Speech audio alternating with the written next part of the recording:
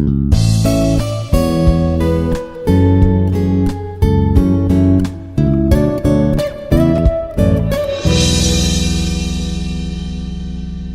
everyone, welcome to the Research Methodology and Nanomaterials video lectures. Myself, I am Dr. K. Prasad, Assistant Professor of Physics, Institute of Aeronautical Engineering. In Research Methodology and Nanomaterials, under the nanomaterials, we are going to discuss about what is meant by crystal structures. To briefly understand about crystal structure, we are going to discuss in this particular video. So the major content of crystal structures, one is I am going to discuss about introduction of crystal structure, what is meant by space lattice, what is meant by basis, unit cell, lattice parameters, and how many crystal systems are available, and how the crystal systems are classified into 14 Bravais lattices, and structure and packing fraction of simple cubic structure, body-centered cubic structure, and face-centered cubic crystals. So, before understanding the crystal structure, we need to know about what is meant by solid-state physics. Solid-state physics is also known as a condensed matter physics, is the study of the behavior of atoms when they are placed in a close proximity to one another is called solid state physics. In solid state physics is a much better name since many of the concepts relevant to solids are also applied to liquids. For example, so first before understanding the crystal structure, we need to classify the matter. The matter is majorly classified into three types. One is solid, second one is liquid, third form is gas, and fourth state of matter we can call as a plasma. So based on this, matter is majorly classified into how many types? Three types.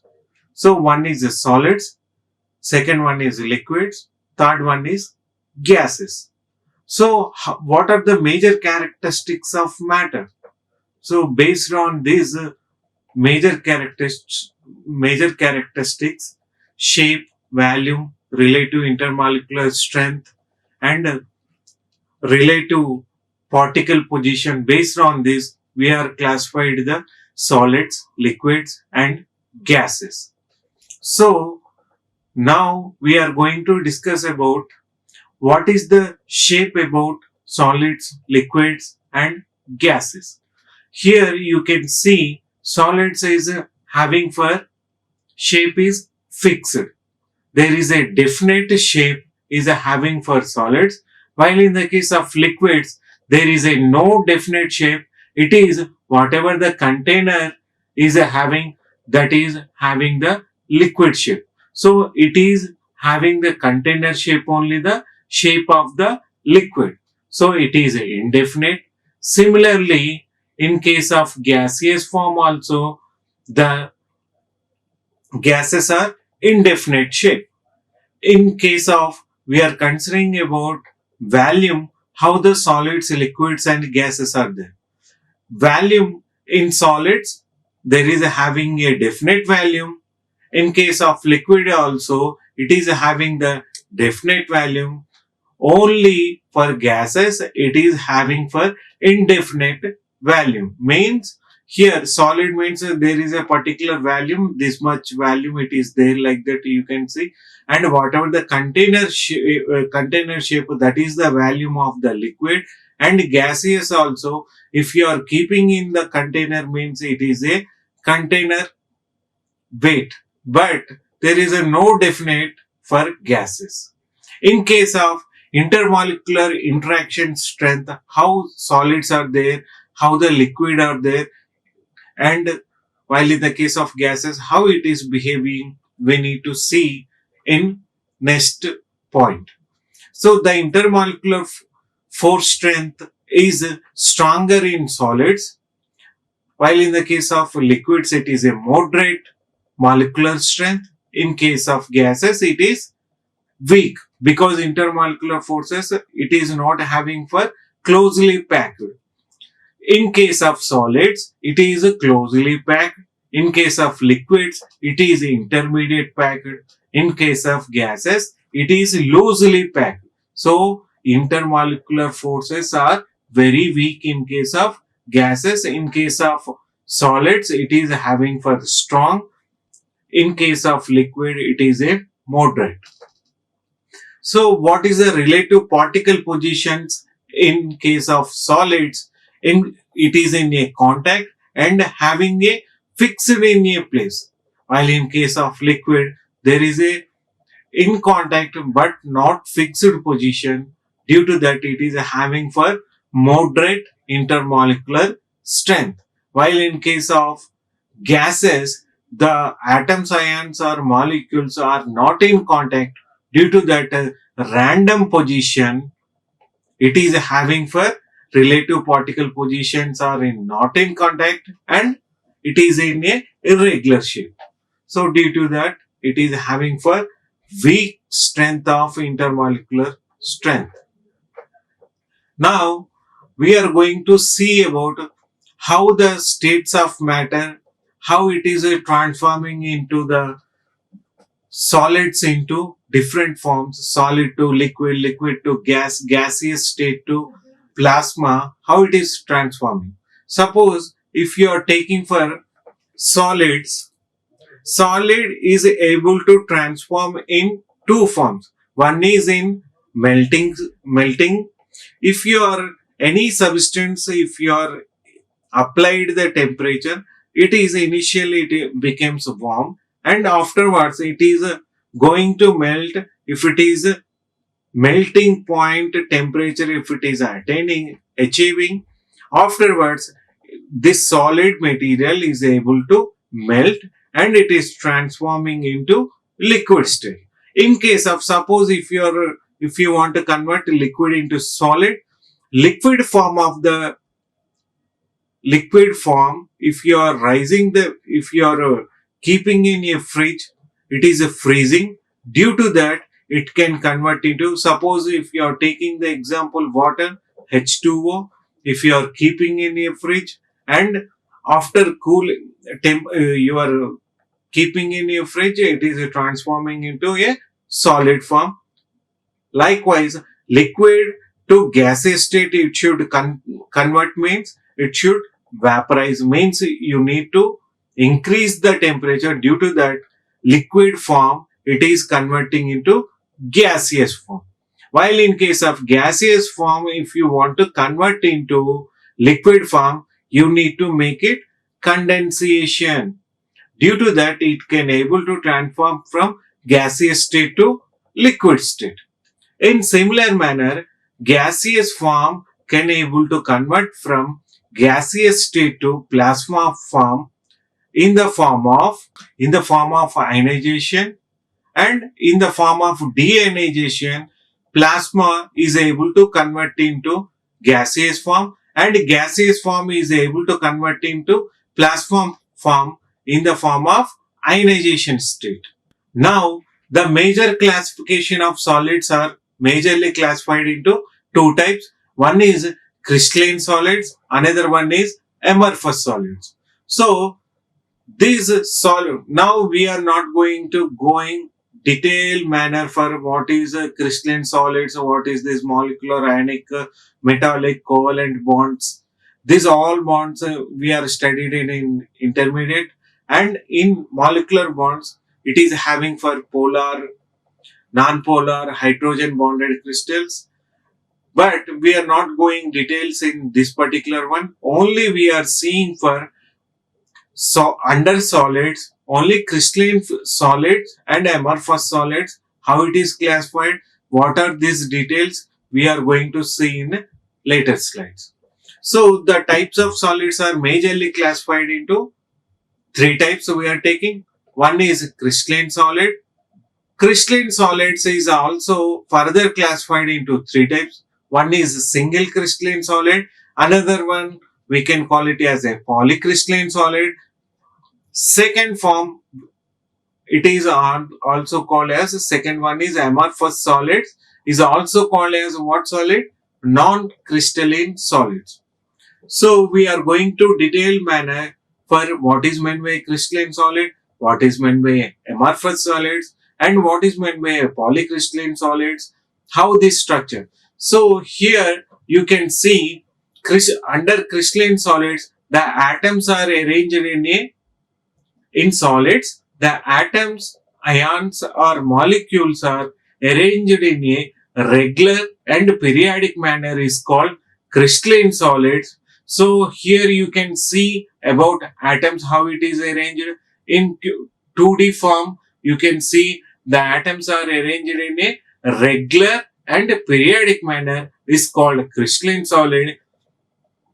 While in case of amorphous solids, in solids, the atoms, ions or molecules are arranged in a irregular manner like here. These example for silicon dioxide. These are arranged in a irregular manner or non-periodic pattern is called amorphous solid. In case of polycrystalline solids, the atoms are arranged in a regular and periodic manner, but it is different, means here crystalline solids under two classification. One is single crystalline solids, means throughout this crystal it is able to maintain the regular periodic manner. What is meant by a regular and periodic manner? Means one atom to another atom, it is having the same environment, same orientation, same surroundings, same chemical composition is maintaining, is nothing but regular and periodic manner. Throughout this crystal, it is maintaining the same regular and periodic manner. While in case of polycrystalline solids, many means single crystalline solid means only single crystal, it is maintaining the regular and periodic manner. Likewise, more than one crystal it is having, that one we can call it as a polycrystalline solids, means more than one crystal it is containing the polycrystalline solids. So this one is blocked into two or three or combined together is nothing but polycrystalline solids.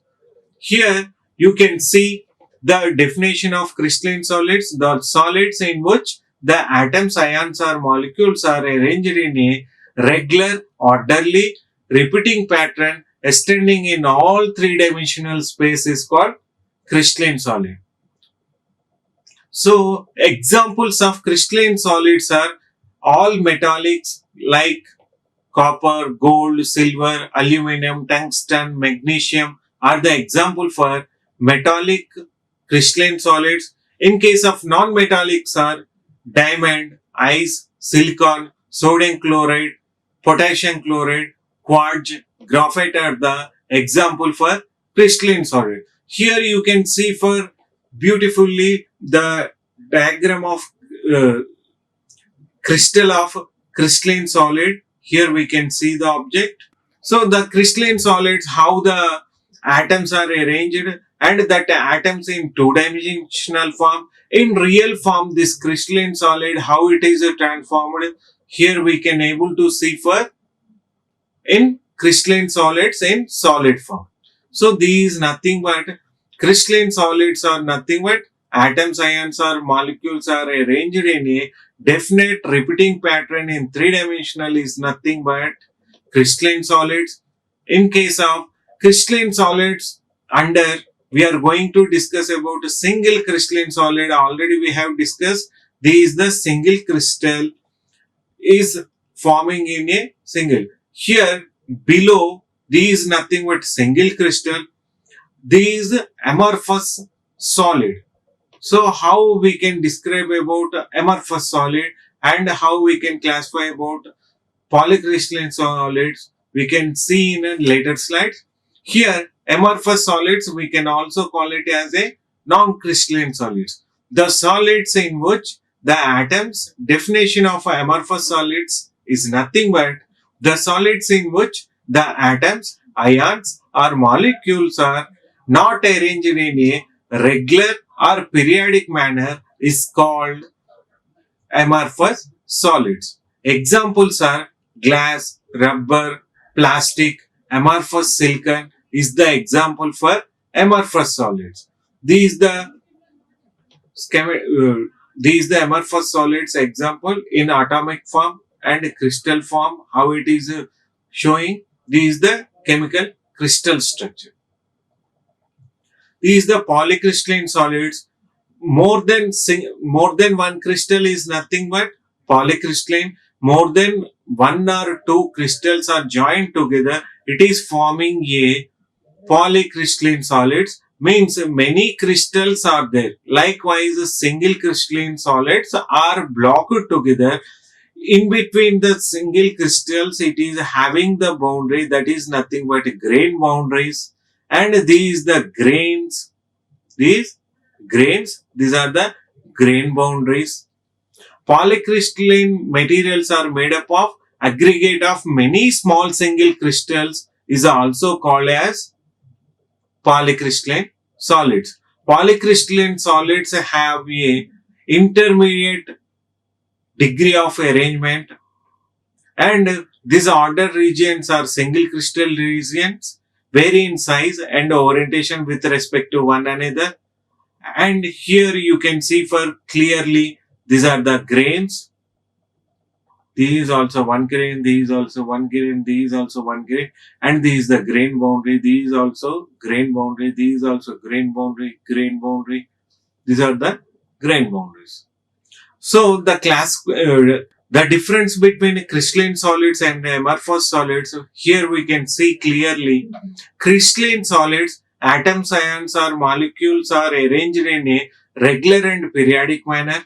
In case of amorphous solids, the atoms, ions or molecules are not arranged in a regular and periodic manner, is called amorphous solids. Amorphous solids have random arrangement. Here, in case of crystalline solids, have regular and periodic arrangement. These are crystalline solids having the anisotropic nature. Anisotropic is nothing but they exhibit the directional property. What kind of directional property it is achieving? Means it is anisotropic is nothing but exhibit the directional property of structural, electrical, optical, magnetic and thermal properties, etc. are having the definite directional property. Nothing but it is having the sharp melting point, and it is having particular material for crystalline solid having the definite electrical resistivity, electrical conductivity, thermal property and optical conductivity. All are remains same, even we are repeating the same manner for that crystalline solid. In case of amorphous solids, isotropic, they does not exhibit the directional property. Due to that, here electrical, optical, thermal, magnetic and mechanical properties will differ from one material to another material, and all same kind of material does not exhibit the same kind of structural, magnetic, optical, electrical property. And crystalline solids possess the sharp melting point. It means it is able to melt at a particular temperature sharply. Suppose you are taking copper oxide, it is able to melt at the temperature of 550 degrees centigrade. By achieving that particular temperature, immediately the solid form is transforming into liquid form. That is the meaning of sharp melting point.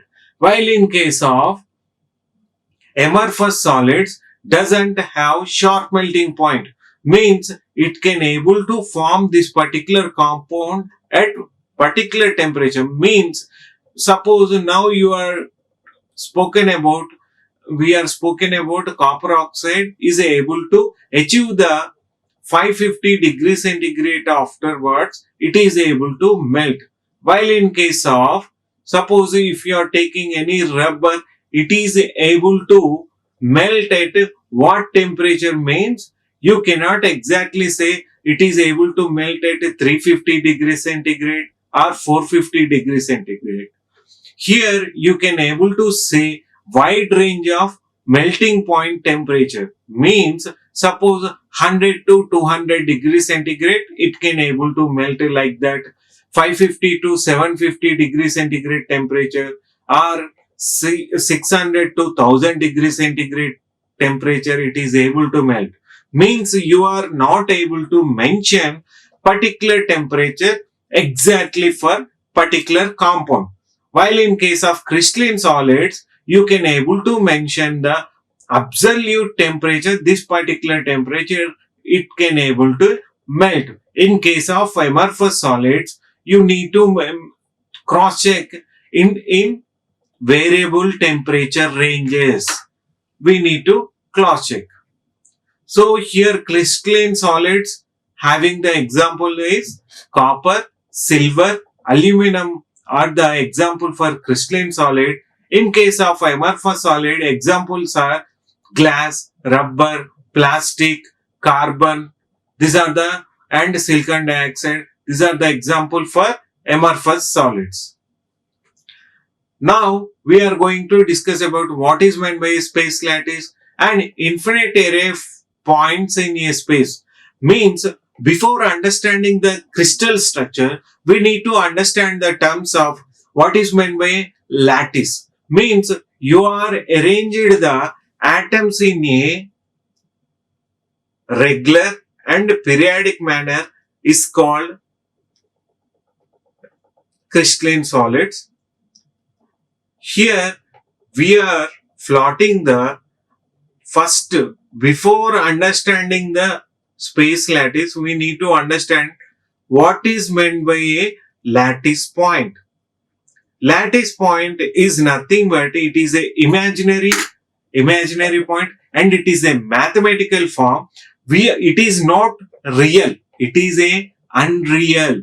We are imagining a point in a space where this is the imaginary point in a space about which the atoms or ions or molecules are nothing but that is lattice point. We are imagining a point in a space where we are imagining a point in a space. Suppose we are imagining a point in a space where the atoms, ions or molecules are arranged is nothing but lattice point.